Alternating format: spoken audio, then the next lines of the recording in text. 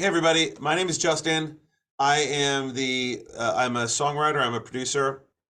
I'm also the founder of MDIIO.com and Hyper Audio and all of these other fun things that we're doing. And there's a bunch of stuff that we can't really discuss yet, but let me tell you something.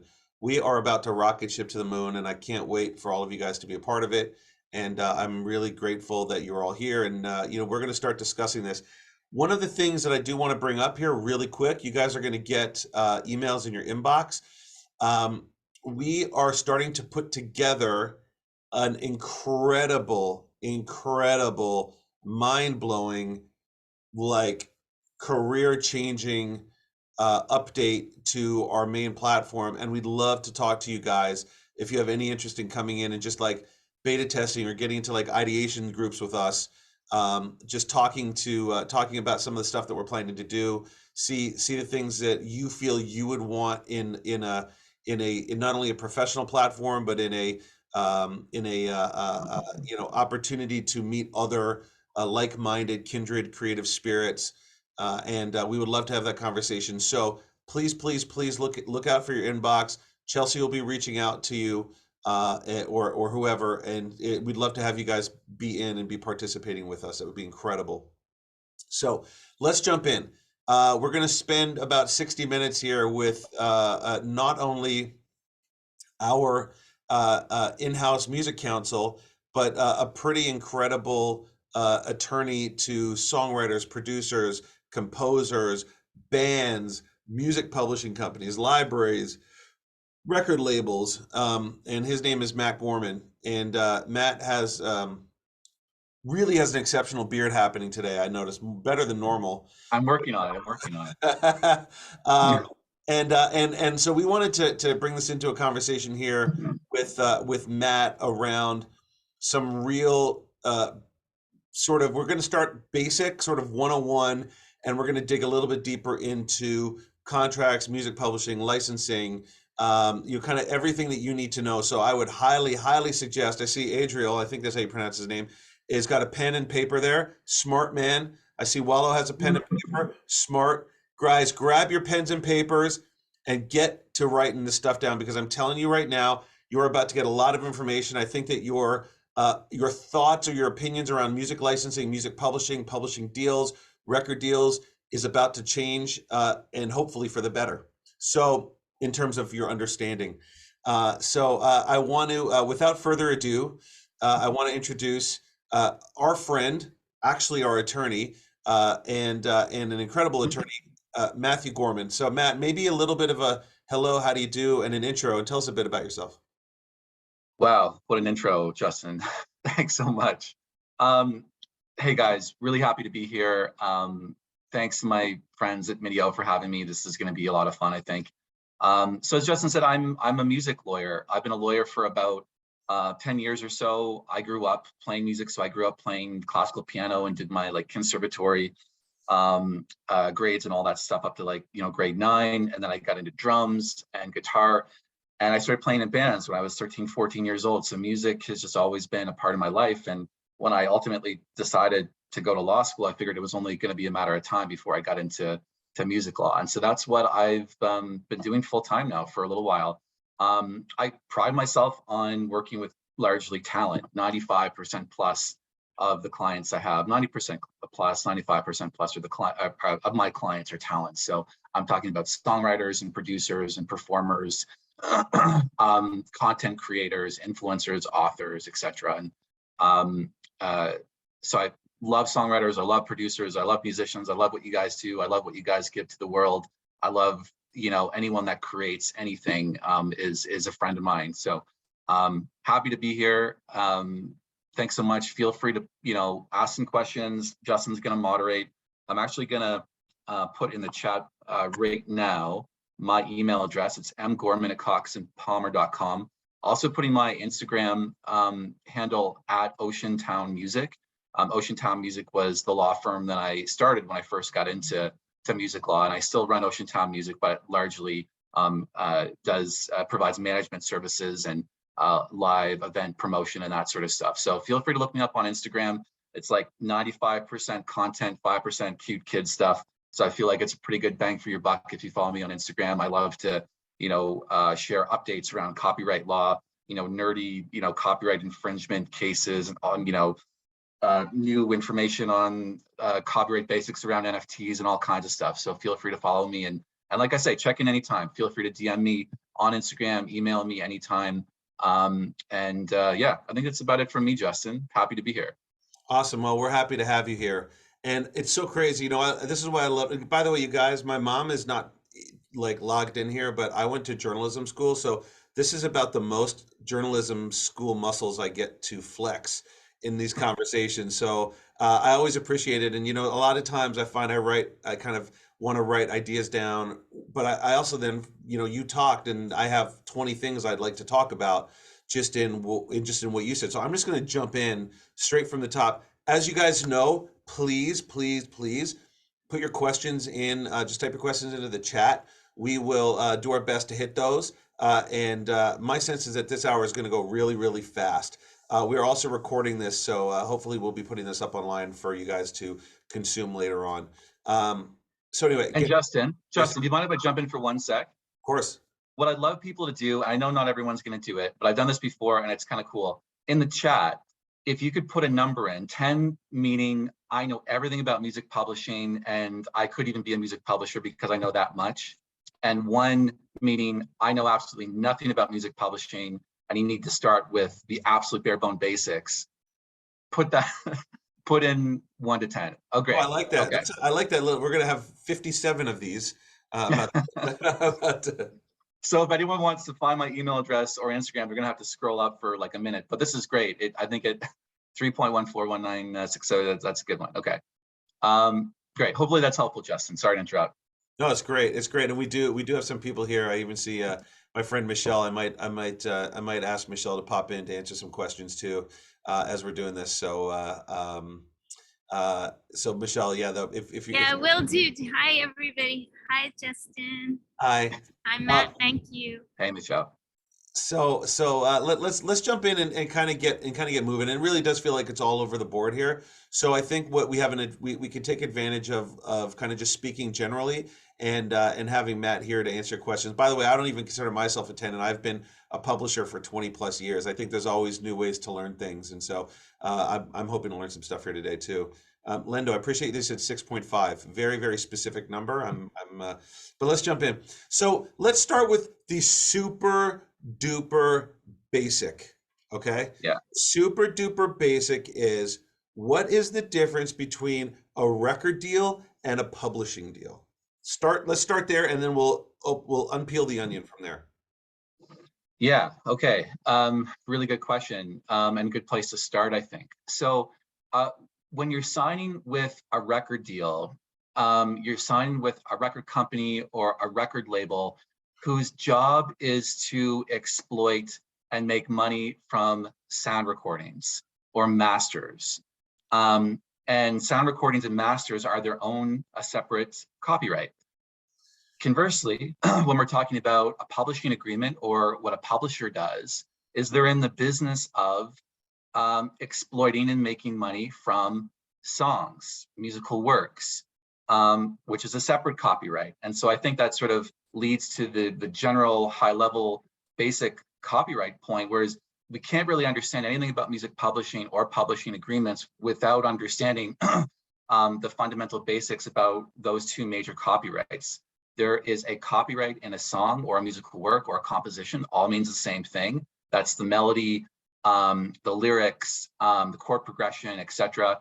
And then there's also a copyright in a sound recording or a master that embodies that musical work. I always say when I go to presentations, for whatever reason, I use this example. One of my favorite records is Stevie Wonder, Songs in the Key of Life. If I'm holding up this record, I like to think, well, yes, I'm holding up one thing, but really it can be separated into 2 different copyrights, a master, various master recordings, and various compositions embodied within that sound recording. So simply put, coming back to the difference between a publisher and a record label, or a publishing deal, or a record deal, in theory, the record company is there to exploit the sound recordings and the publisher is there to exploit the songs. Now, obviously, Justin, as you know, can get a little bit more complicated because, when you're talking about record deals, sometimes there's 360 deals, or sometimes there are record companies that also throw in, publishing administration rights and look to take a piece of an artist's music publishing as well. But generally speaking, if we're just going to keep those separate for now, that's the main difference. Think Well, record label, think sound recording, think publisher, think songs. yeah, I use a little bit of a different analogy. I'm like, imagine somebody owns, imagine somebody owns the bottle. Well, you can't see it. Somebody owns the bottle, but somebody owns the water inside the bottle. And you have to pay the people that own the water, and you have to pay the people that own the bottle. And so that is, that's a little bit of a physical analogy, but even still, that is still even difficult to comprehend sometimes. Well, why isn't, and where it really gets murky and gray, in my opinion, is when you are an artist that is writing your own songs and paying to make your own records, because technically you represent all of the copyright, both the publishing share and the actual master recording. So maybe we could talk a little bit about that, because I think that, there's some people that maybe, again, don't understand the difference on how those two things get paid. So maybe let's put together a very specific example. So I am an artist and I've released my song on Spotify. Break down how those payments work. Yeah, no, for sure. So let's assume that artist that's released that track on Spotify, not only owns the master recording, but also owns the composition. Let's just assume that this artist has not signed with a record company to assign all or a part of its sound recordings, and that artist has not signed with any sort of publisher or publishing administrator to assign any compositions. As a result, to your point, Justin, that artist owns both copyrights. All revenues and royalties flowing from both of those copyrights are going to go to that artist. So when it comes to digital streaming, for example, we'll just take that. On the publishing side, well, you get publishing royalties when a song is publicly performed. And, a digital stream on Spotify, Apple Music, on-demand streaming is considered a performance, as is when your song is performed on the radio or at a live event. When your song is digitally streamed on Spotify or Apple Music, it also triggers a mechanical royalty, or that is when the composition is reproduced. That's also in the world of music publishing. And then, of course, on the master side, well, the master itself, the song recording, is being reproduced on Spotify / Apple Music, etc. And so that's also going to trigger a payment. Now, everybody knows the amount of money you're going to get from a single stream is not that much. I mean, I think generally it shifts from year to year, but sometimes it's like 0.0003, I think, cents per stream. Lots of different information and data out there on that. But one of the cool things about digital streaming in that way is it kind of triggers 3 different royalty streams. On the publishing side, it triggers a performance, it triggers a mechanical, and then on the sound recording side, it obviously triggers a reproduction of the sound recording itself. And so you've got royalties coming in there. And so those are the various different revenue streams associated with with a track that is, say, being reproduced on Spotify or Apple Music, when the artist owns everything. Now, of course, as the artist progresses in their career and maybe signs with a record deal and signs with a publisher, for example, those royalties begin to split. The mechanical royalties and the performance royalties are split and shared with your music publisher, and revenues from your sound recording are shared and split with your record label. And so it's obviously very common in the music industry, as you know, Justin, and as a lot of folks on this call know, to split those royalties among different music partners as you progress in your career. Yeah, and I think that those types of relationships, when they start to develop for you, it's probably because you've had some modicum of success to this point, and somebody's come in and said, "Oh, hey, Orlando, you've done this. We can help you sort of expand or amplify what you're doing. We're going to maybe give you a little bit of an advance in exchange for owning a piece of that revenue as it comes in." And it's funny. I always hated the word exploit, but really that's what it is. The term exploitation to me has such a dirty kind of tone to it, but it's really kind of what it is. There's not really a better way to put it. Normally I would keep going, but there are some questions that are coming in that I think would be probably good to jump in at now. Um, And just to and just to add on to that point, Justin, and I know people probably hear this all the time, and on that point around exploitation, I mean, the commercial proposition, obviously, when you're signing with a publisher or a record company, is that you making 100% of nothing is going to be nothing if you're in that boat. But in a perfect world, if you're signing with publishers, if you're signing with labels, if they can make things happen for you, if they can progress your music, splitting your master revenue 50-50, for example, with a record label might be a better value proposition for you in your career. And similarly, splitting your copyrights or assigning or transferring rights to your works with a music publisher who's going to take, say, 20% of your sync and 25% of mechanicals and maybe 50% of your publisher share, and maybe we can get into that later, is a better value proposition than somebody who dismisses and pushes away those music partners and may not otherwise have the opportunity to meaningfully exploit or commercialize their work. Well, so you're making a great point, and I will be the first one to admit my first publishing deal I ever got is the only publishing deal I've never recouped. I've recouped 9 publishing deals since then because I've learned how to work with a publisher, and I've learned how to they say how exploiting your songs, but I've also learned how to exploit my publisher. Meaning I've also learned how to work within the structure of how they want to work best to benefit me. And I think you make a really great point, Matt. I am actually a huge proponent of publishing deals because I think that if you sign with the right person, they can absolutely jettison your career into outer space. And so Absolutely. So I don't think I don't think that it's a bad thing, and I think a lot of young writers, and I see this a lot of times with writers that I work with who are young, who are in their first publishing deal, they're very reticent to like feel like they're giving away their rights or they're selling out. I just never saw it like that. I always saw it like, oh, I'm bringing in a partner, and that partner is paying to be in business with me, and that partner is going to earn back the investment that they're making in my career. So Yeah. and I've always looked at things from maybe like a 10-year in the future viewpoint.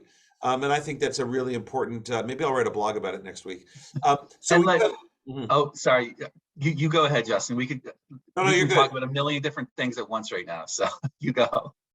No, you're good. What are you gonna say? Well, what I was going to say, and maybe a little tip for everyone on the call right now, and Justin, interested to hear what you think about this. But when you're looking at record labels, and I know this is all about publishing, but we're talking about labels as well. But if a record label gives you a contract, or a publisher gives you a contract and presents it to you, this is not really legal advice, but something I've learned over the years. There's a particular publisher I'm thinking about, a Canadian-based, and I have a band that's doing quite well right now that signed a deal with this music publisher. And I couldn't believe it. They sent over a deal memo, and attached was a schedule, and it was a super detailed schedule itemizing why that publisher loved that band, loved their songs, what they saw the potential for, commercialization opportunities for those works and that band. I guess the point I'm trying to make is, if you're going to sign with any music partner, find out why they like you. And that seems like an obvious point, but I've done so many deals where the paperwork is given, the managers have worked out deal points. We're almost at the finish line, and no one really knows why XYZ label or publisher is actually interested in your work. And so I really truly believe that if you have a music partner, you have to, I think, understand why they like you and ask them point blank, whether it's over a beer or coffee or Zoom or whatever. Well, I think, I'll just give you my opinion, look, here's the fact. Music publishing agreements and record contracts are at the crossroads of art and commerce. Plain and simple. Like, yes, they have to love you, but they also have to think that what you're doing is commercial and marketable. Totally. And it doesn't mean you have to have top 40 hit records. I'll tell you a very quick story, then we'll move on. David Gray, who is a very, very well-renowned, not artist, but there's an A&R guy named David Gray. I remember having a meeting with him in his office, 15 years ago when he was at Sony. And he says, "Oh, we just signed this band. Yeah, we're not going to radio. We're not even making records, but they're just going to absolutely kill it in film and TV." It's like, wait, you don't even want to sell records? And the band was cool with that, So But I want to. But anyway, we'll talk about that at another point. Yes. There's a few questions that are coming in, and I want to get to these questions. My sense is that they're going to trigger more questions. Mackenzie, the word triggering is referring to unlocking new revenue streams at certain. When you hit certain. When you release a song to Spotify, it then triggers revenue from the streams of those songs. And actually, I want to ask a quick question around Spotify, because this is something that, again, that a lot of people don't understand, because I think there's a very big mixed message out in the ethos of the music community, right? The big mixed message is you see people like, uh, you know, Pharrell saying, I had 500 million streams of my song, da da da, and I earned $6,000. I'm just completely making those numbers up, but you get the point. We've all seen this sort of argument. But yet record labels and people that are owning these master recordings are actually making more money than they ever have. Record labels are literally making more money daily than they ever have in the history of recorded music. So why is there such a mixed message between royalty streams for songwriters versus royalty streams for record labels or people that own those master recordings?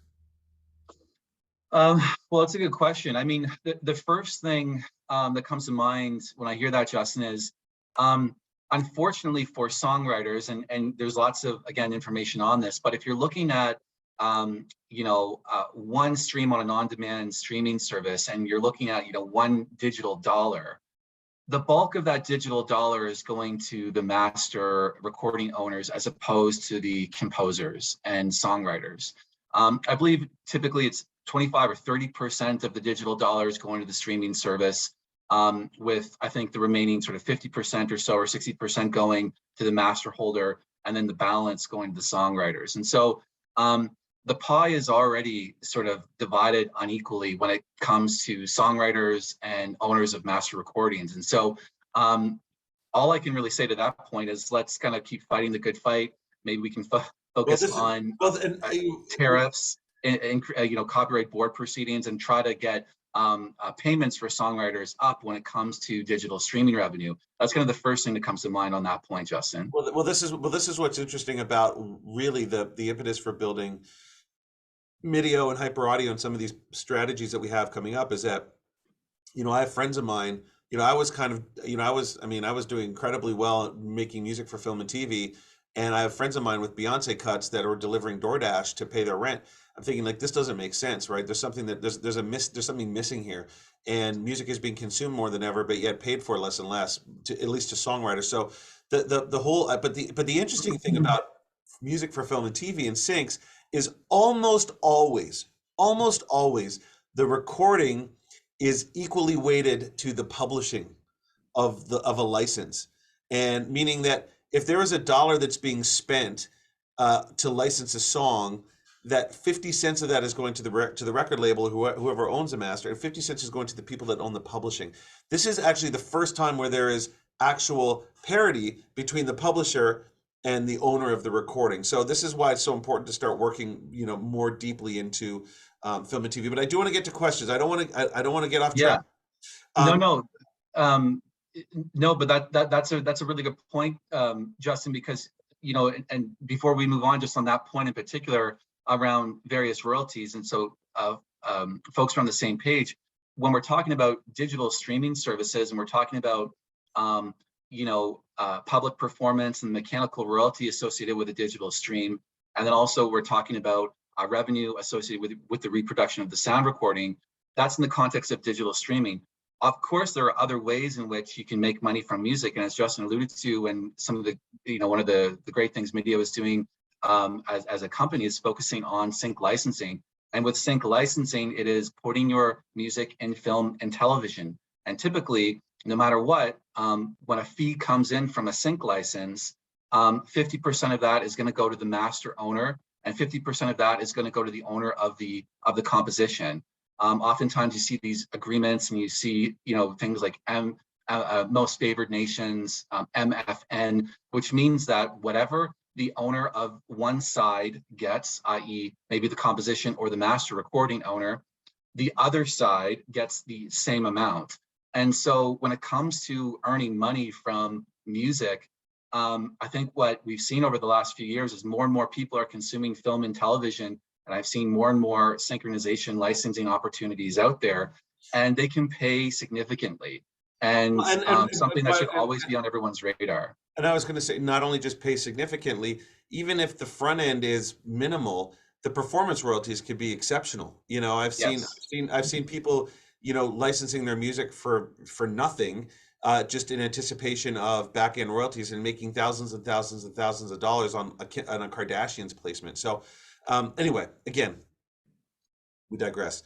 There's a couple of quick questions I think you can answer very quickly. One is coming from Sarah Galvin. She asks, why have I never received a check from BMI for performance royalties on Spotify streams?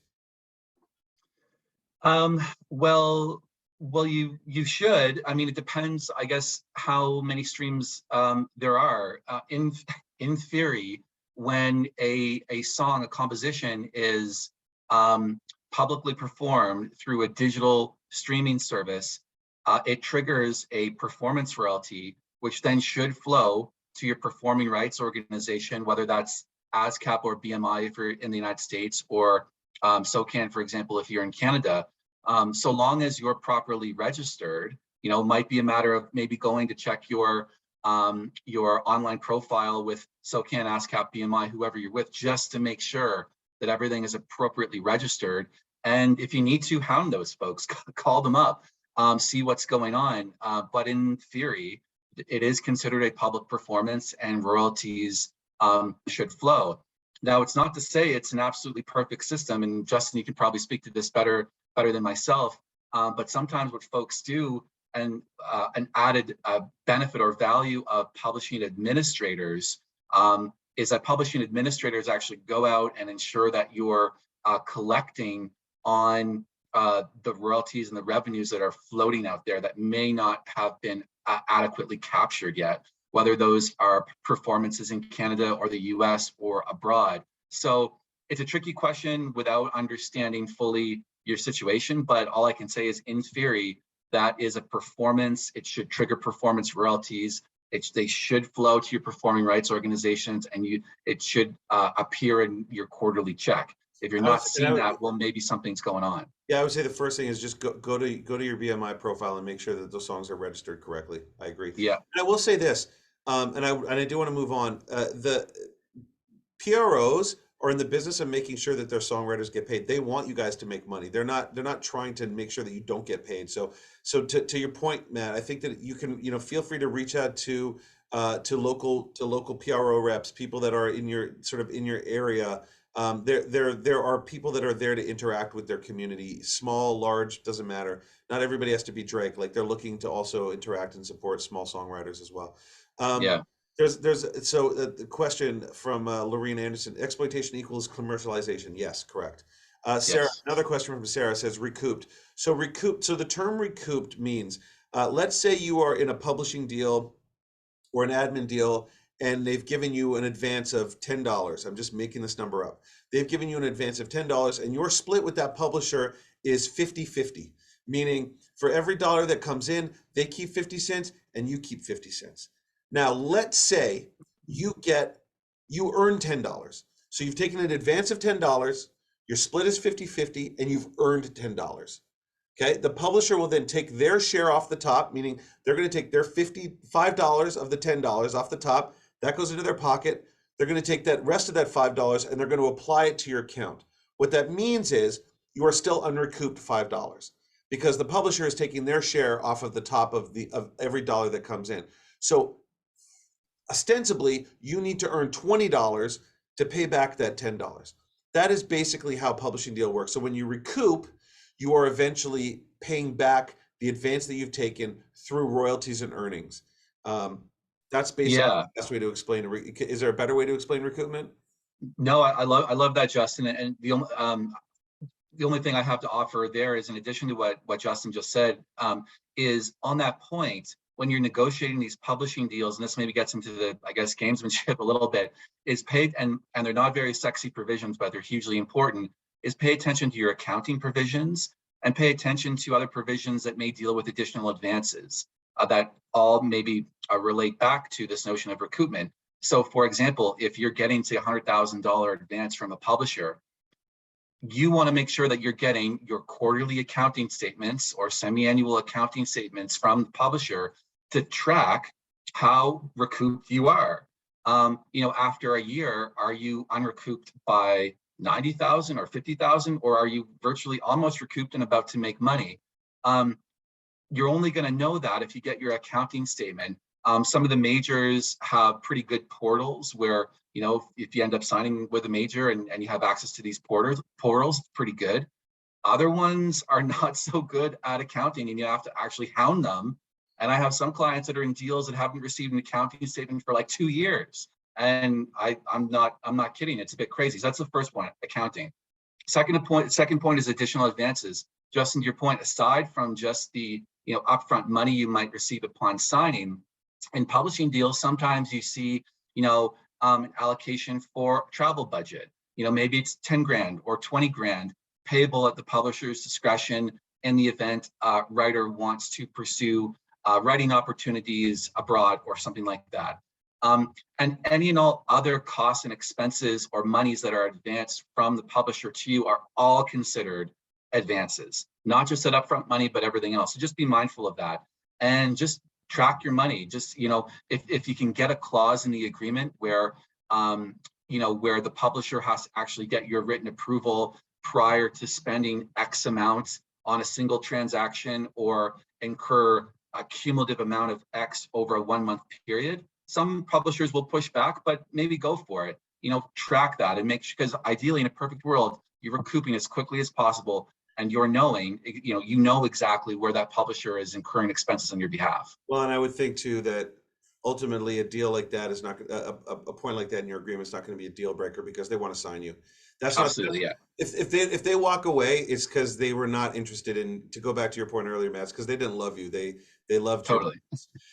Let's go in here because what I really like here is that Michelle has conflicting views on publishers, and I don't want to get too caught up in the good versus evil, the pros and cons of music publishing. That's not really the purpose of this conversation.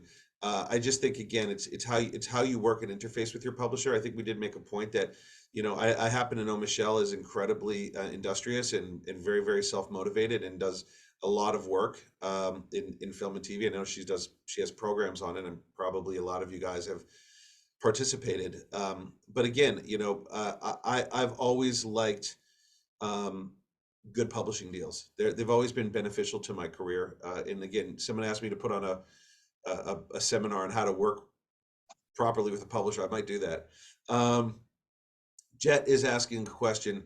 What are your thoughts on Songtrust? My PRO is PRS in the UK, who collect publishing royalties worldwide. My understanding is that Songtrust go a bit deeper and collect more of the micro royalties, which is cool. But to give away 15% and prohibit other potential publishing deals feels like a big price to pay. Yeah, interested in your thoughts on that as well, Justin. It's a good point. It really depends. I've heard some good stories about Songtrust. I don't represent them. I don't want to. I don't want to either advocate for them or against them. All I can say is I've got some clients that have been with them, and I know others anecdotally that have been with a publishing administrator like Songtrust, and it's worked out well. But keep in mind that Songtrust is a publishing administrator, and they're relatively limited in what they're going to do. Their main goal is to make sure, as I understand it, and folks chime in and correct me if I'm wrong or if this has changed, but their main goal is to ensure that your works, your compositions are properly registered, number one.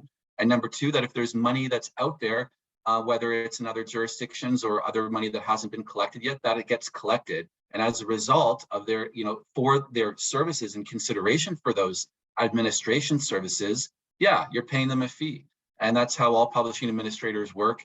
And again, if you feel like you've got money out there that hasn't been collected, it might be a pretty good deal or opportunity. Justin, to your point, Michelle, someone like Michelle who's industrious, who knows, maybe if all your stuff is properly registered, everything's good, maybe it's not worth it to sign up with the publishing administrator like Songtrust. It's going to depend on your circumstances. Again, my opinion is I'm completely okay to give up a piece if somebody is earning that piece. That's my opinion. That doesn't mean it has to be your opinion. That's my opinion. If someone's going to step up to the plate and their 15% is going to double or triple my revenue because they're keeping me organized to be what I want to be, which is creative, it's worth it to me. But Yeah, and I will say that really quick, there's other options like Centric and other companies out there that you can kind of renew on 28-day rolling basis. So you don't have to, like if you wanted to pull your songs out, the worst case is you might have an ad administrator for another month. But it's not prohibitive to doing the work in the way that you want to do it. no, absolutely, Justin. But Michelle, you made a comment and then it floated way up. Song trust encumbers the song. I think that's a good point and one to drive it a little bit. But I think what comes to mind is just more generally, folks, when we talk about encumbering a song, we're talking about, granting rights in that song to another party. So if you sign, absolutely. So if you sign a publishing administration deal with Song Trust, or even if you click that button with CD Baby Pro Publishing, or if you sign a synchronization pitch agreement or whatever, yeah, you are to a certain extent encumbering those rights or giving up certain rights, which you can then not give to another party. Now, the reason I wanted to draw that out a little bit is when you're dealing with a song trust or a publishing administrator, as generally speaking, the term is a whole lot shorter than if you're dealing with a more fulsome co-publishing deal or something like that. So, for example, for a song trust or for another publishing administrator, if the term is limited like 1 year, and either party can terminate upon notice or something like that, well, maybe it's worth it to give it a shot. And if it doesn't work out, well, you can terminate the contract and then pursue other opportunities. I guess where you have to be careful is where you encumber or sign agreements with publishing partners of any kind, where the term is long or the publisher has option periods in which they can maintain certain compositions, if not any compositions written during the term, depending on the actual contract, for a longer period of time. So got to be really careful about that. Look at your term, make sure you understand how long you're encumbering those songs, because that's going to impact maybe future business opportunities for you down the road. But I do think I think what's the most important takeaway here is that you are in the business. You are all business people. This is not just you can't just write songs and be like, oh, I write songs. Like, no, it's like, if you want to keep doing it as a hobby, cool, right? But if you want to pay for fancy tubas over there, like Lorraine, you gotta take this seriously. Let's keep moving down here because there's some great questions. Mel asks, is there a cheat sheet somewhere that could have access to with regards to payments and royalty splits? This is the cheat sheet. Write it down because this is what we're talking about here. Well, and one thing I could offer everybody, like normally when I do presentations, I start out with this amazing slide that I've done myself that has the different copyrights, the sound recording copyright, the the sound recording copyright, the musical work copyright, little bubbles, and tentacles off of that are various royalty and revenue streams. If that's helpful for folks, I can grab that slide and I can somehow circulate it to everybody, or just drop it in the chat. Matt, drop it in the chat. Well, I have to pull it up. It's somewhere. It's somewhere. It's not readily available right now, but I can pull it up. I'll distract them. Hey, what's up, you guys? Tip your waitress. I don't know. Or folks can just send me a quick email, take 2 seconds, send me, and I'll send it to you or whatever. But I look at that as a bit of a cheat sheet. When it comes to royalties, revenue streams, because at the end of the day, this is complex stuff. There are a whole lot of royalties going on. A royalty is triggered when music is reproduced or performed in different ways, and it's hard to keep track of it. And putting it on your wall might not be a bad idea, and I've done that before. So if that's helpful for folks, I can share that. I think everybody would like that very much. So maybe what we'll do is this, Matt, you'll get this over to us, and we will distribute that to all of our friends here. Musicians, business, legal guide. Okay, cool. Well, I mean, yeah, if you really wanted to, Don Passman's book is probably the Bible. If you really wanted to dig into that, everything you need to know about the music business, he's probably the guru. Absolutely. I would definitely say. And for my Canadian for my Canadian friends out there, there's a Don Passman version that has a Canadian content from my good friend and mentor Chip Sutherland. So pick that up if you're Canadian. Yeah, so I definitely say get that book, Don Passman's book. Order it on Amazon. You won't be disappointed. So here's some good questions. Really quick, how do we appropriately register, say, a solo piano cover of a popular song? That is a very tricky question. Maybe you can answer that question, but if it's a cover song, you don't own that publishing, and there's really no registration of that song. I mean, unless I can't think of Yeah. a place to register. I mean, I guess maybe like in Canada, CMRRA if you're going to release it, or Harry Fox if you're going to release it in the US, maybe. I don't know. What do you think, Matt? Well, subject to, if I understand the question correctly, if it's a cover, whether it's a piano cover or whether it's a band cover of another famous work, a cover is a cover. And although you own, I'm assuming, although you own the sound recording to that master, to that sound recording, you do not own the underlying musical work. And so there'd be nothing, I don't think there'd be anything to register on the publishing side.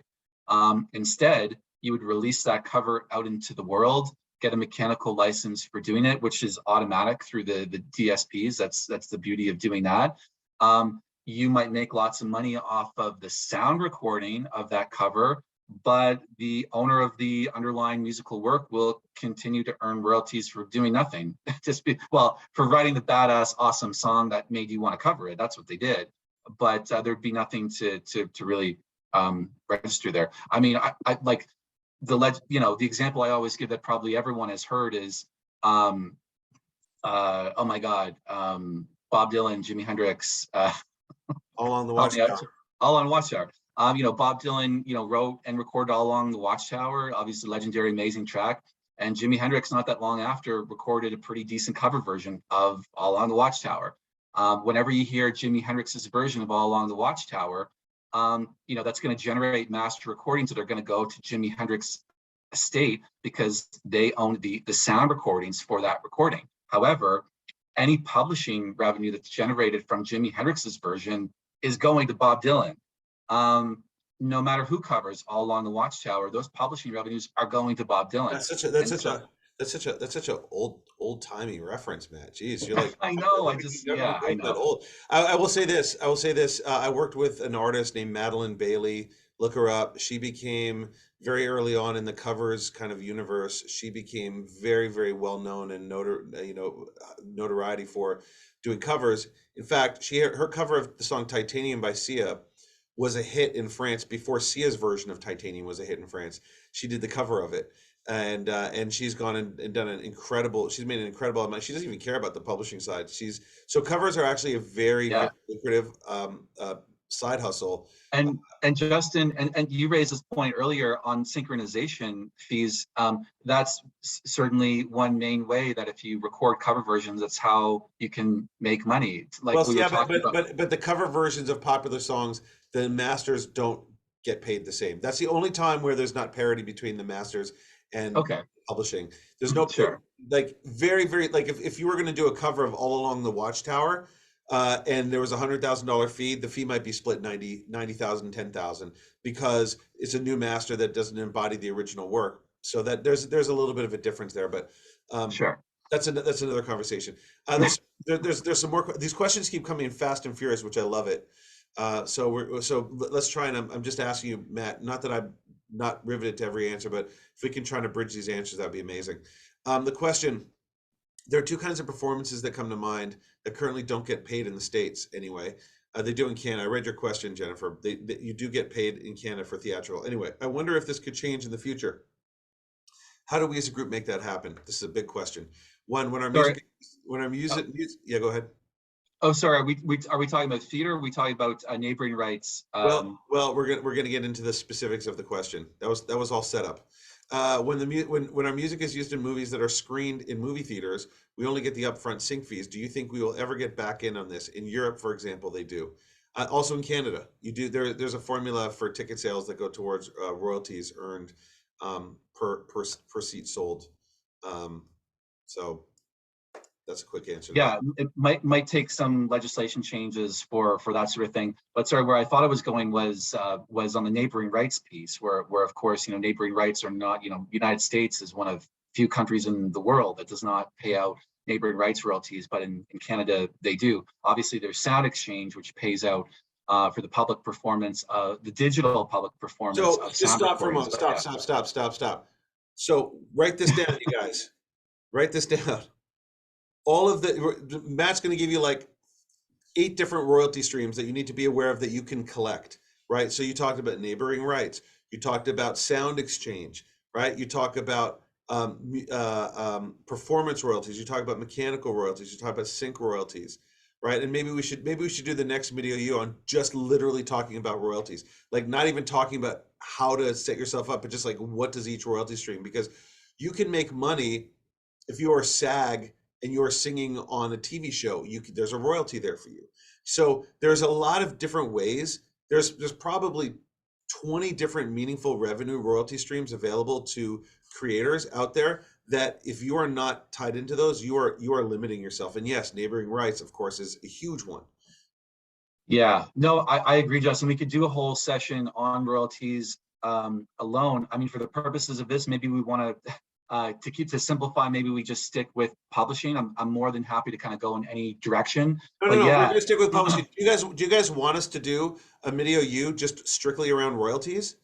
Okay, so guess what? The next MDIIO is going to be strictly around royalties with lawyer in residence, attorney in residence, Matt Gorman. We're going to talk about strictly royalty streams, and all royalty streams, so we can all learn how to participate in that. I think that's going to be a great one.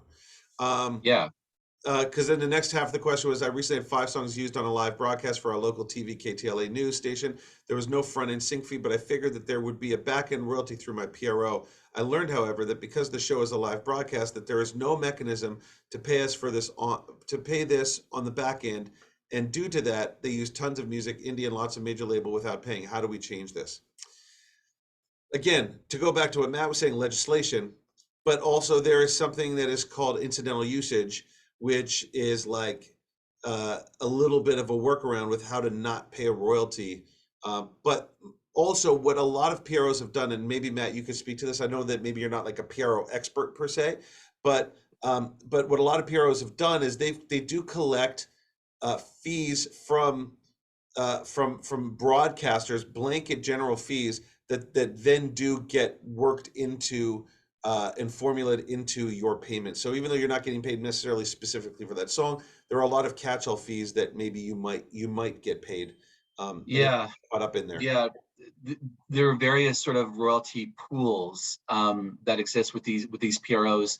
Not that anyone has the time to do this, but I'm not sure. I'm assuming it's the case with ASCAP and BMI in the States, but in Canada with SOCAN, there is what's referred to as distribution rules, which is not a bad thing to review from time to time.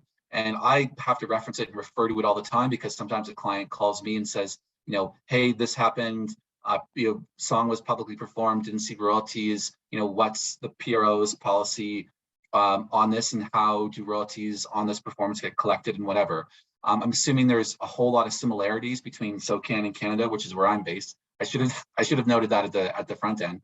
A lot of similarities between SOCAN and BMI and ASCAP, but probably very likely a lot of differences as well, which may largely relate to maybe some differences in legislation as well. But not a bad idea to pull up those distribution rules and have a look through, because I do it all the time, even myself. I have to refer to them.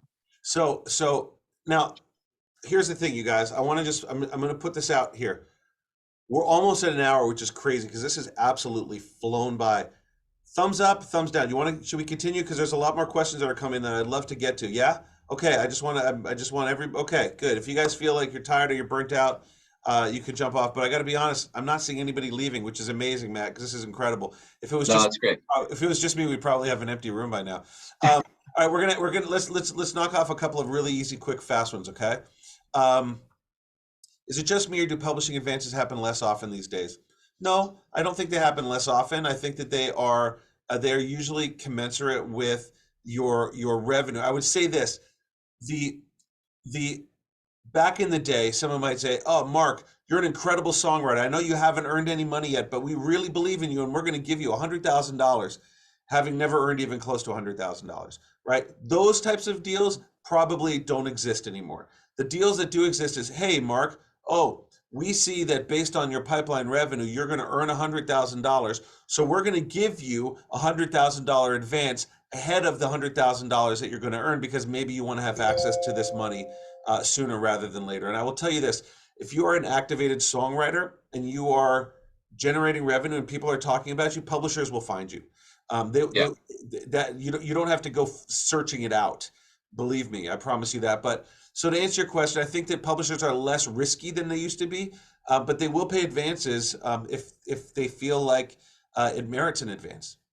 And one thing to add to that, Justin, 100% agree, is sometimes I have really good discussions with clients about advances, and maybe they don't want to take as much money. Like, I know the idea of not taking the biggest advance humanly possible maybe seems odd to some folks out there, but if writers are not desperate for the cash, you can always potentially take less money, negotiate other portions of the agreement that maybe are non-negotiable if your advance is really, really high. Not only that, but you're going to recoup a whole lot quicker, and you're going to earn royalties, and your publisher's going to make money as well.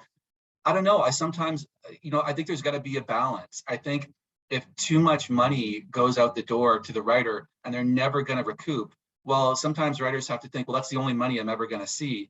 And if they never recoup, maybe the publisher ultimately loses interest in them and it's not a great day. I prefer those deals that are very balanced, where the amount of money, to your point, Justin, is commensurate with the pipeline income, what they've done, your last few years, financials, all that kind of stuff. That way it's more realistic for everybody. You recoup quicker and everyone starts to make money quicker. Yeah, And that leads to longer term partnerships. Yeah, I would say typically first publishing deals are kind of based on your pipeline revenue.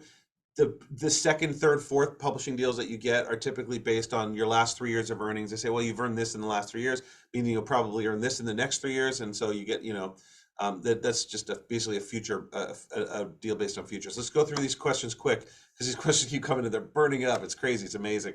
I didn't realize that this would be so popular. Who are the biggest publishing admin and master admin companies in Canada? This is a great question. There are a whole bunch of them. There's some friends of mine. Jody Ferniehow has a company called CMC. But Matt, this is like your universe. So can you give us like three names of people that are really good at admin? And by the way, a lot of companies like Jody's will do master and publishing admin. They'll do both. It's actually better, and sometimes those are better partners for you too, because when you're doing a license for film and TV, the quicker and easier that you can make that clearance process, the better is going to be the better for you. In other words, if they don't have to go to a publisher and then somebody else to clear your master, if they could just come to you and say, hey, James Bullitt, we need to clear this master. And you can say, yep, boom, done. You're one stop. That's better for you. So, can you name us three, admin companies in Canada that you think are good for this kind of thing? So I'm just going to throw out three that I know are out there that covers maybe regionally good ground. I don't want to endorse or whatever, but there's CCS Music Publishing comes to mind. CCS. Based out of Toronto. Yeah, that's right. CCS. That's Jordan. They do some co-pub and Folsom deals, but they also do administration deals. I've done some deals with them. Third Side Music, I've done some deals with as well. Some publishing admin deals with Third Side, who I've seen do really good work again for the deals that I've done, and good people over there. And I've got to, represent the East Coast of Canada. Sound of Pop, is I think the only publisher in Atlantic Canada, and they do administration services as well. So those are three off the top of my head, and hope that's helpful. There's a whole lot, there are a whole lot of companies out there. But first and foremost, if you're looking for an admin deal, if that's what we're talking about, do your research, find a list. Look at rosters, look at, the clients and the songwriters that they have, and, make sure there's some synergies there and that it makes sense. And again, to my earlier point, find out why they like you and do that sort of back end research. Good answers. And yes, we will make sure that you do not endorse any particular company. You're fine.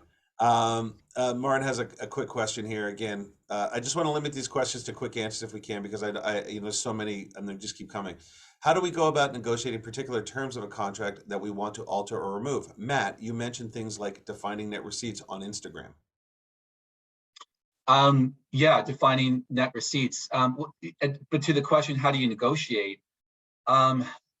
So practically speaking, what happens is, a long form comes in. Ideally, you have an attorney. You go through that long form with your attorney, and you figure out what hills you're prepared to die on and what you are okay giving up. You latch on to the points that you want to get tweaked. And between you and your counsel, you talk about the markup and the response back to the publisher. And ideally, you're getting the updates that you want, whether it's negotiation around the term. But you're speaking very technically, but I want to speak as a songwriter, you guys. Because Sure. respectfully, Matt, you're not a songwriter, but let me speak from a songwriter. Sorry, guys. You're good. No, you're good. No, you're good. Trust me, I'm appreciative of this. But songwriters are the first people to be taken advantage of. When the music industry is looking to profit, they go into our pockets, right? So be willing to walk away from things. Don't be willing to sell yourself because you think, oh, these are the only people that are going to love me. If you've gotten yourself to this point where somebody's paying attention to you, okay, other people are going to pay attention to you.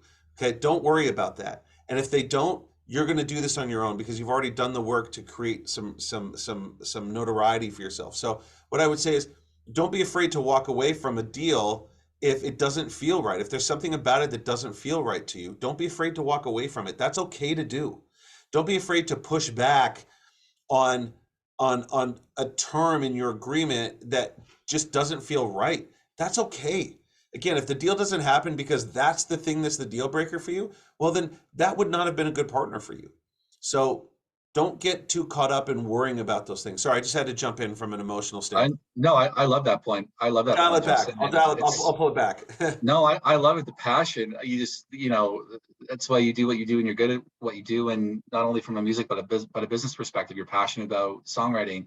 It's true. It's true. I 1000% agree with that. You have to be able to walk away. Sometimes I've advised clients to walk away, and they've not taken my advice, and they've done it, and that's okay.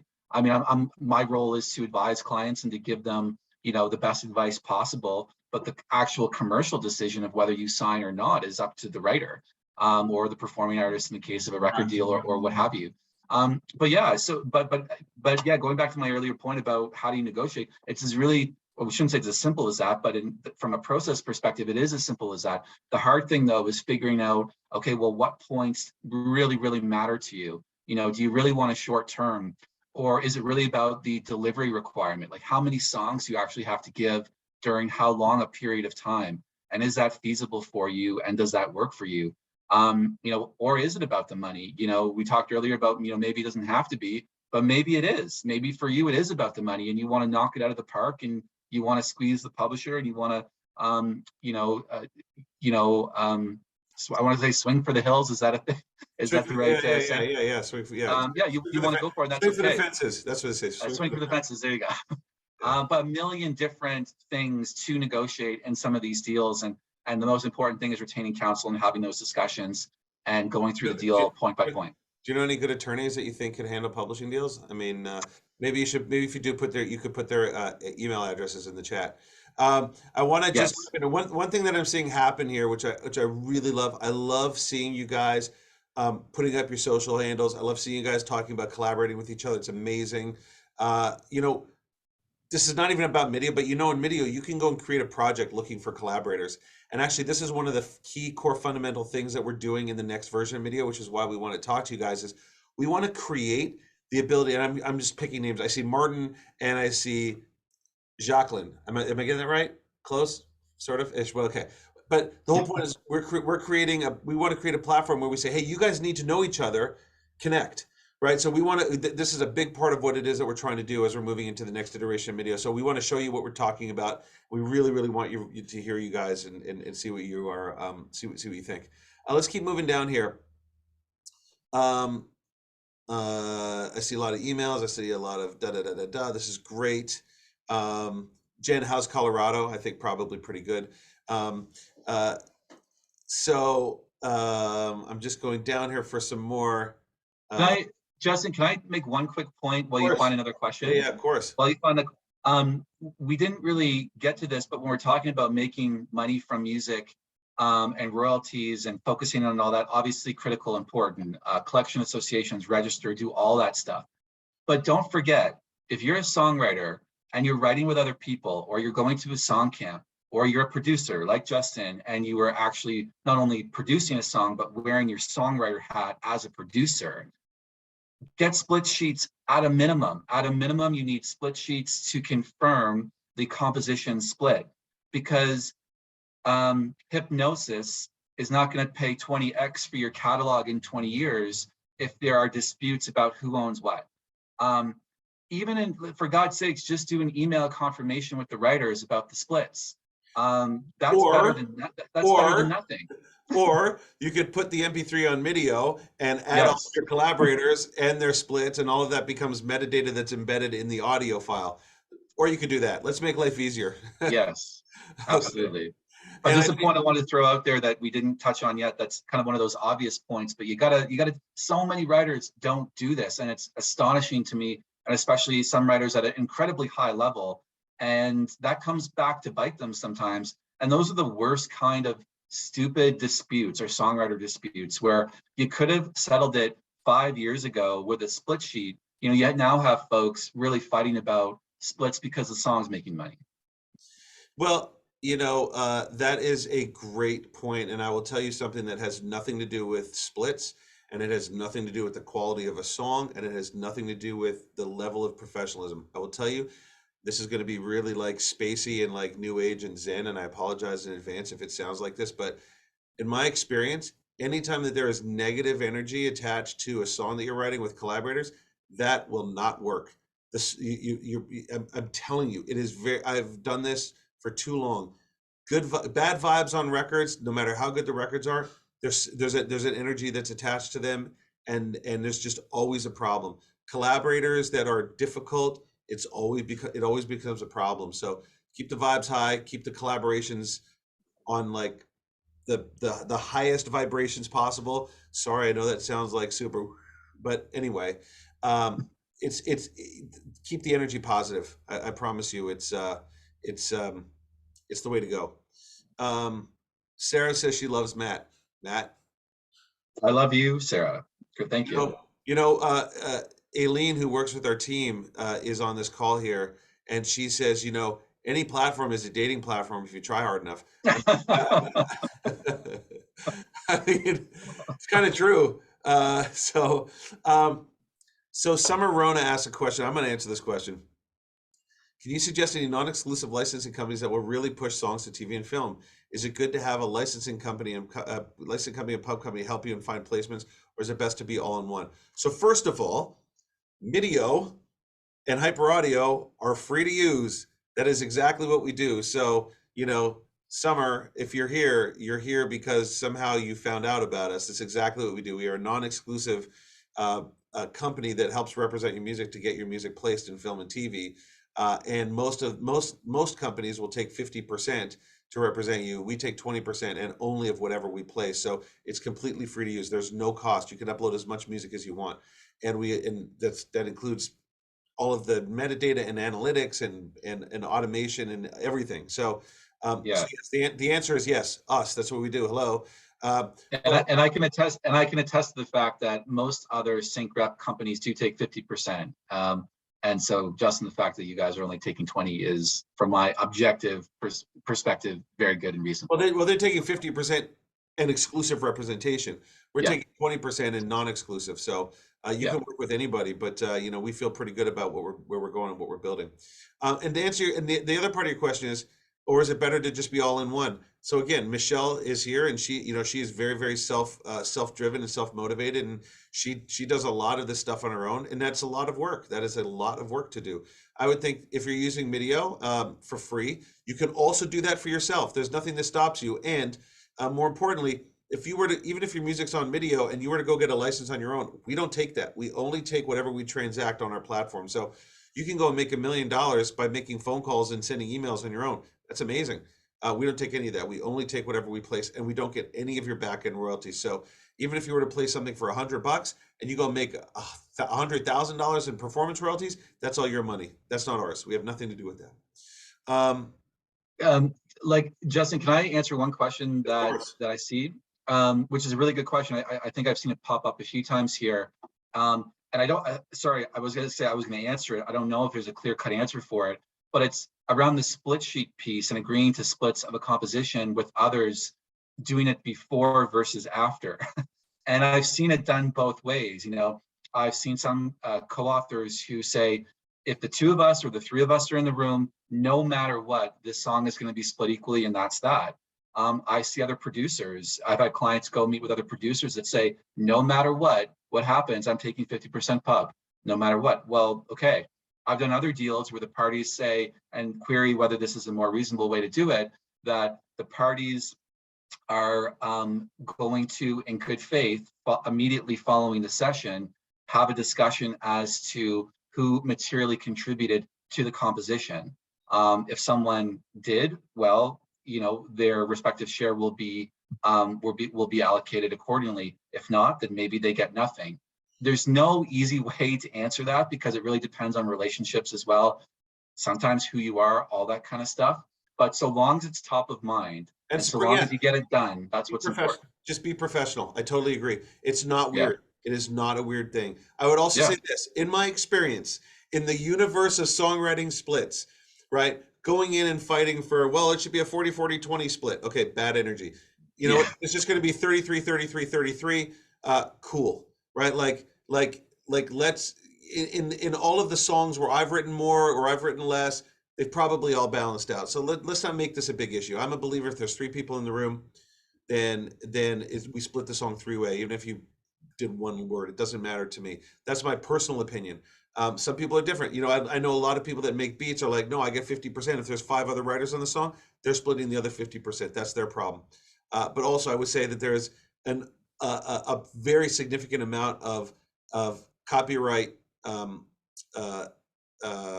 what I'm looking for? Disputes in hip hop and R&B, because somebody who the guy that brought the weed to the session is claiming he gets a piece of the song. So you just got to be careful about who all of that. I do want to answer a question because Scotty Scott asked a really good question, and I want to answer this question if it's okay. The question he says is, does having a publisher help or hurt one-stop artists when licensing songs for sync? This is a great question, and I want to give you my experience on one-stops. Now, one-stops make a music supervisor's job much easier because, as I said before, they can go to they can go to Scotty and say, hey, we love your song. Boom, we just deal with you. You get the deal done. Great. There is a huge advantage to songwriters and artists that own their own publishing and masters for one stop. No question about it. I will say, in my experience, big licenses, $100,000, $150,000, $200,000 licenses, a music supervisor's job is to clear all of the rights associated to that. So my sense is that a lot of one-stop tends to be, especially for independent, smaller valued licenses. There's nothing wrong with that, by the way. If you have your song licensed for $10,000, which is, like, I'm just trying to think. I just had a song. This is not meant to be braggy. I apologize in advance. It was $6,500 a side, meaning it was a $13,000 license for a song. That's what they pay everybody. They pay indie artists. They pay everybody that is, if you're signed. So if you have a song that gets $13,000 to get placed in a show, that's pretty good. One stop doesn't really affect that, but it can be helpful. And again, a publisher also tends to work one stops too. There's companies like Position or Secret Road that tend to be more one stops, 100 all-in clearances. So yeah, there's really no upside or downside to it. But there is an advantage as an independent artist if you can represent your own song, both publishing and master. Certain supervisors might only want to use those types of artists. And it's a good point, Justin, and something I'll add to that as well. Aside from the other slide that I'm happy to give out, I'm also happy to give out a split sheet. If anyone doesn't have a split sheet, I'm happy to give it out. And one thing that I do, and I'm happy to include the language, but highlight it. And not everyone goes for this, but to that point, if two people are collaborating and say one is a performer and the other is not a performer, is just a co-writer, not planning to perform the song live or anything, query whether the performer should get the administration rights for the entire composition to be able to deal with the entire composition. Because if you have a split sheet with, say, 5 different writers, well, in theory, all 5 writers, generally speaking, have to sign off on that song unless the other co-writers provide a single writer / performer with the administration rights to represent the entire 100% of the composition. Now, as you get to a higher level, bigger writers, bigger producers, writers, producers that have publishers, they're going to say, no, that's not going to happen. Each of our respective publishers are going to represent our respective share of the composition. But at earlier stages, as you're developing and doing splits and all that kind of stuff and dealing with independent artists and writers, try to get that administration rights language built into your split sheets to make your life easier. Such a lawyer. You're right. I'm gonna ask 2 quick questions here, and I do. So Adriel has asked Adriel. I'm close. I'm sure one of those was close to being right. Okay. As a self-published songwriter, what business entity should they register under? Inc., LTD, or Corp? Well, in the U.S., I would say an S Corp or an LLC. If it was in Canada, probably some sort of like limited liability company. It really, that maybe that's a whole session, as well as business structures and incorporations and all that kind of stuff.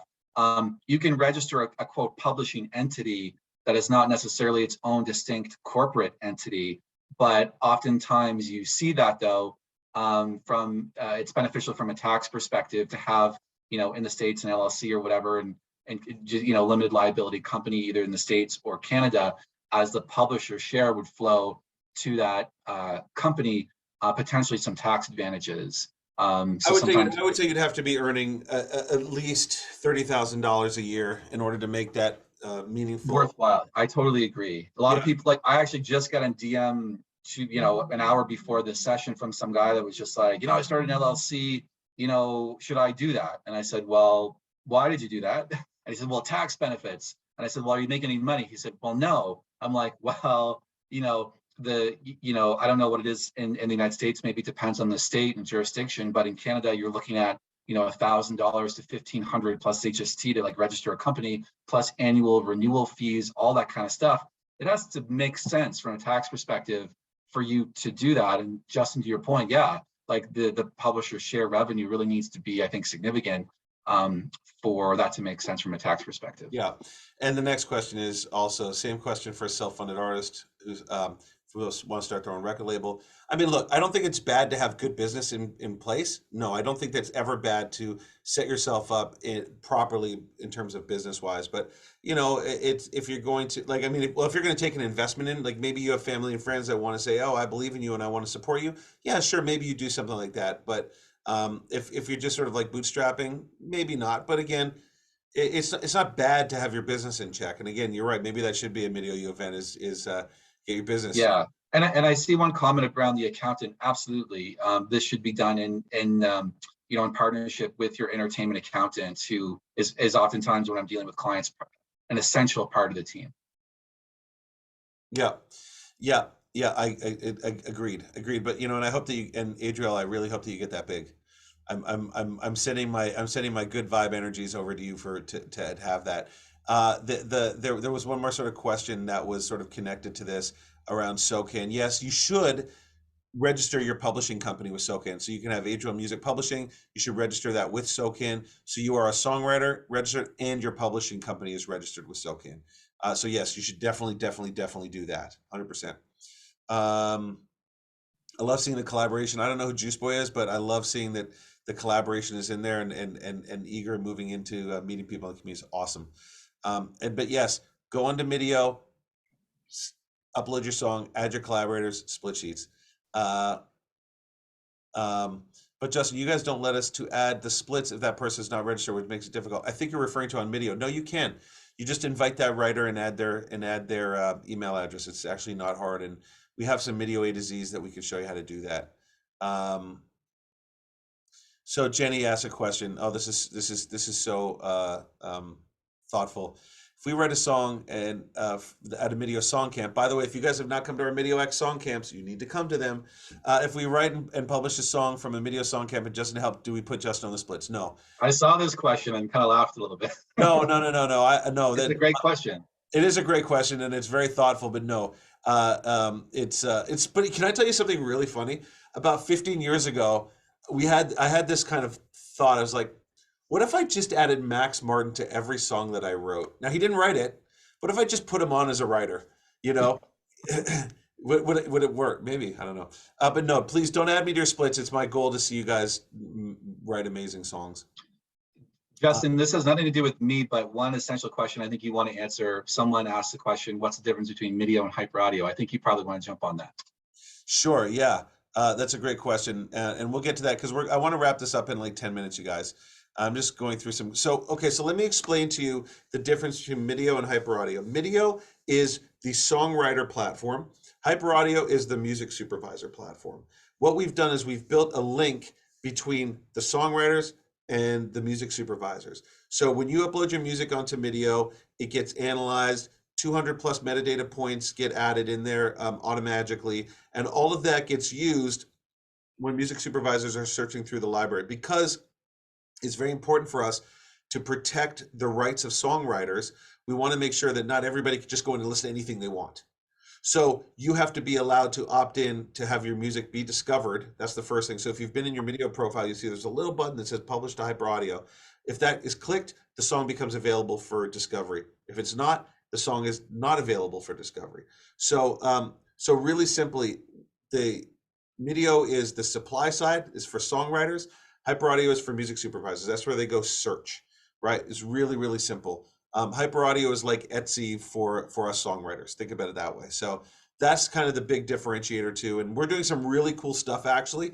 One of the things that we're starting to do as we start getting into it, and I'm kind of being a little, I'm kind of telling a little bit of a secret, but we want to actually allow every single songwriter in MIDIO to be their own licensing store. So you're going to be able to have your music, make those playlists available on your social media, and actually you can license music directly from your social media, and we can help you do that on the back end. So we're going to make everybody their own licensing agent. It's going to be awesome. So I don't know, I hope that kind of splits up the difference, but yeah. I'm going to see here if anything else that we're seeing here that we're missing. You know, what I'd like to do is I'd like to open up the floor here for a moment here to Michelle, because I know Michelle has some does some really great, incredible education for songwriters, and you know, she's been incredibly active in the chat. I'd like to give her an opportunity to talk about some of her programs and some of the things. By the way, there's no affiliation here. I've known Michelle for many years, and I'm a fan. And you know, Michelle, if you feel like you wanted to come on screen and discuss a little bit about some of the stuff that you're doing and maybe some of the opportunities here that might be available for songwriters. Sure, I'm here. I'm actually on the beach. So everybody, it's so hot in my house. Can't even sit there because we're having a heat wave and we have no air conditioning here at the beach where I live. So loved this. This was great. Jen, I pretty much agree with you about everything. You know, except the major publisher thing. I would say that's the only thing that I have different feelings about for major publishers, because I've been signed many times and wasn't as lucky perhaps as you were with having a deal that didn't encumber my songs.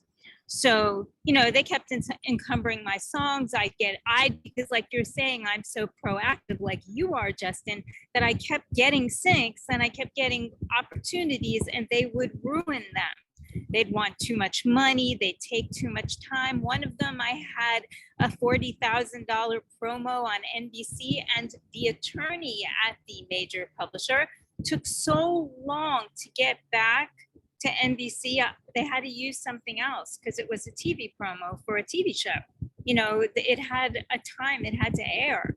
And things like that happen to me so much. So that's why I am not a proponent of major publishers. Major labels, yes. I mean, I think if one wants to be a star, one needs a major label. But a major publisher, no. Look at Taylor Swift. She owns her own publishing. She can do whatever she wants. And well, I think that's great. Everybody has their own experience. I've had conversations with artists. You know, when I was signed to BMG, I had a tremendous run at BMG, and I had a conversation with an artist there, and they were like, "Oh, the BMG film and TV department sucks." I'm like, "Really? I think they're great." She's like, "No, they suck. Like, they don't get me any syncs." I'm like, they ingest 10,000 songs a day. Do they even know who you are? Like, no. The answer is they don't. Like, I can tell you what I've done, and this is a little bit of maybe a precursor into our how to work with a publisher.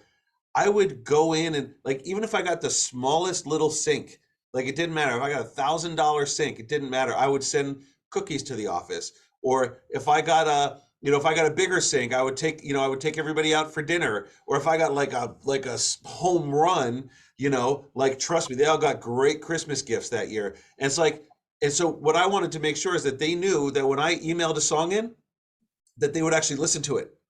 And so it took me many, many years to develop that sort of relationship with my publisher, so that, hey, when Justin sent a song, they would listen, and they would sort of kind of go to the top of their pile. So you have to understand how to work within your publishing confines.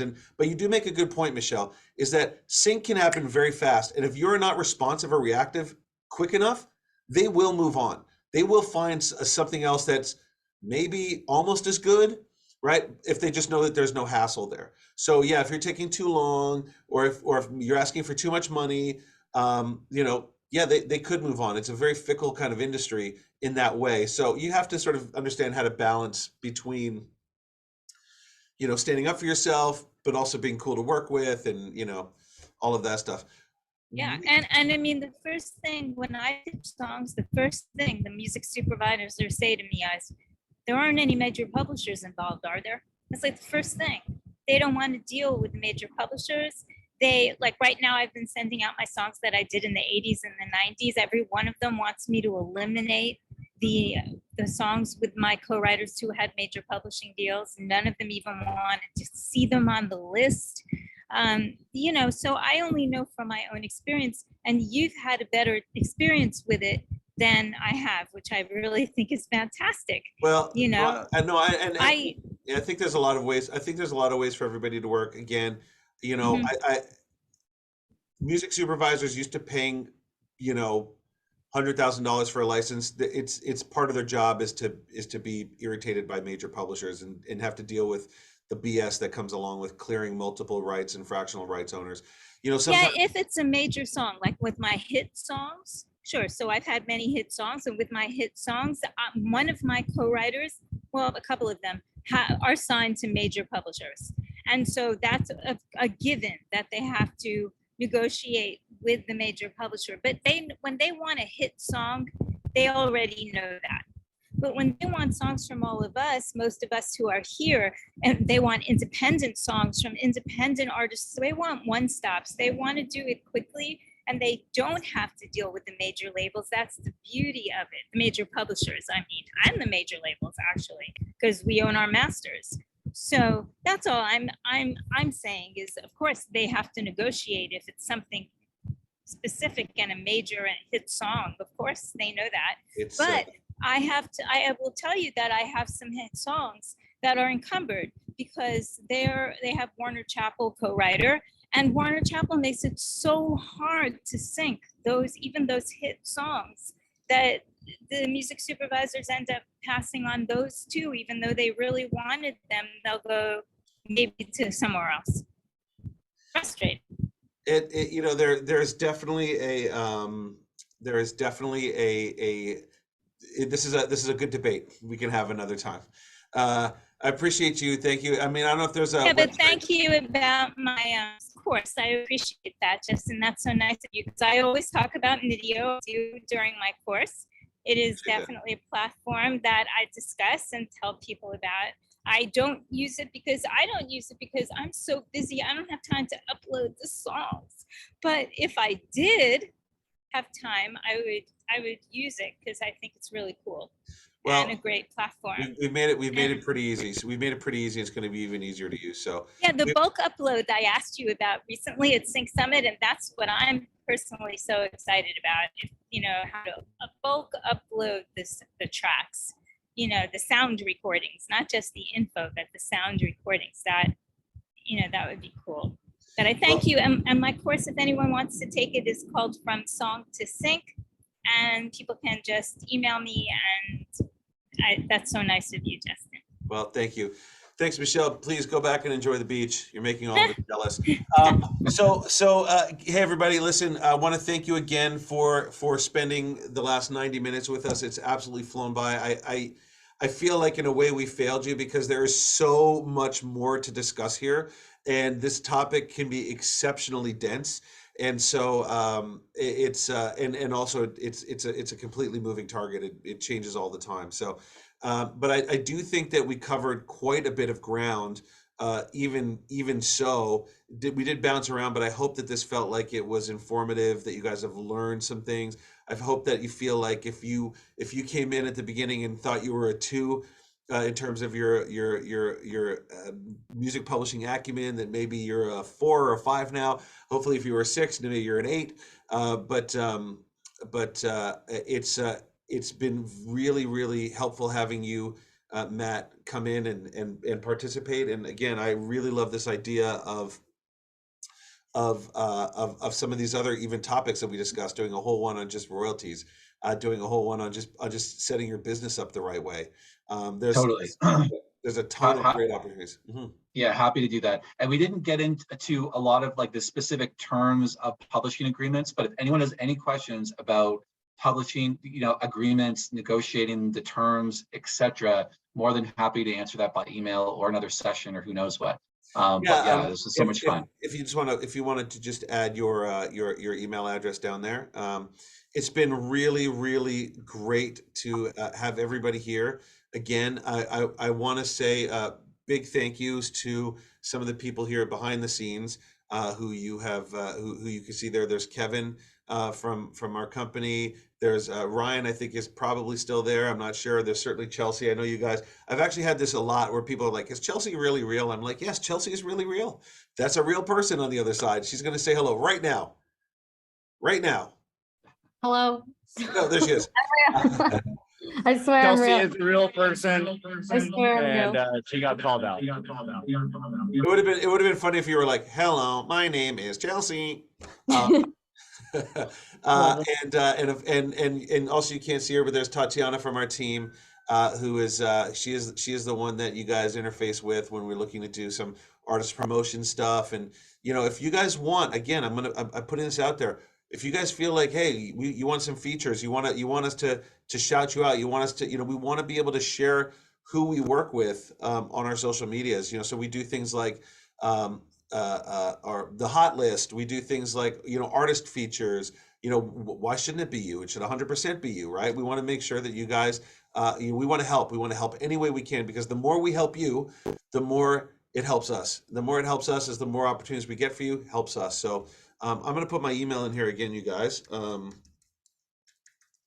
Now, if you have not signed up for MDIIO, go do it. It is free. There is no cost to do this. It is free. This awesome bit of knowledge that we've just given you, 90 minutes worth with a very expensive music attorney for free. Like, you guys, this is all for your benefit. Like, come on.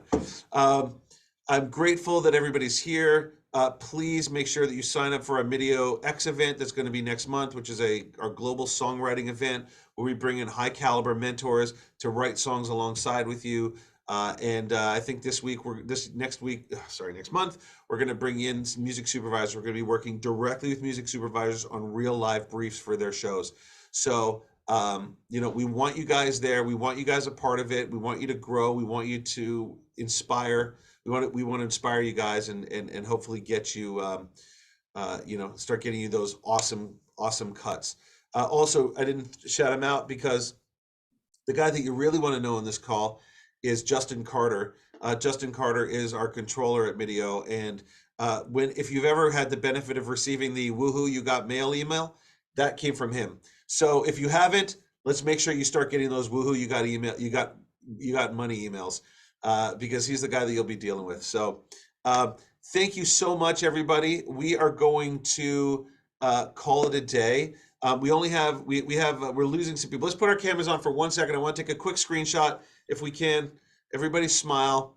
Don't be shy. Don't be shy.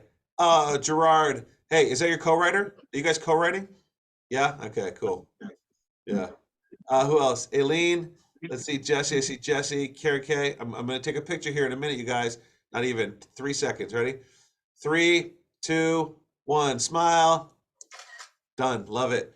Hey, everybody. Thank you so much for attending. We will see you next month at MDIIO. If you guys have an interest, please reach out to, I'm gonna put her email in there, cdavis@MDIIO.com. If you are interested in participating in a little bit of feedback and helping us build out MDIIO 2.0, we would love to have you be a part of it. Kevin, maybe you can mute for a second. Thank you. We'd love to have you be a part of it. Thank you so much, everybody. Peace. Have a great rest of the week and see you next month. Thank you, Matt.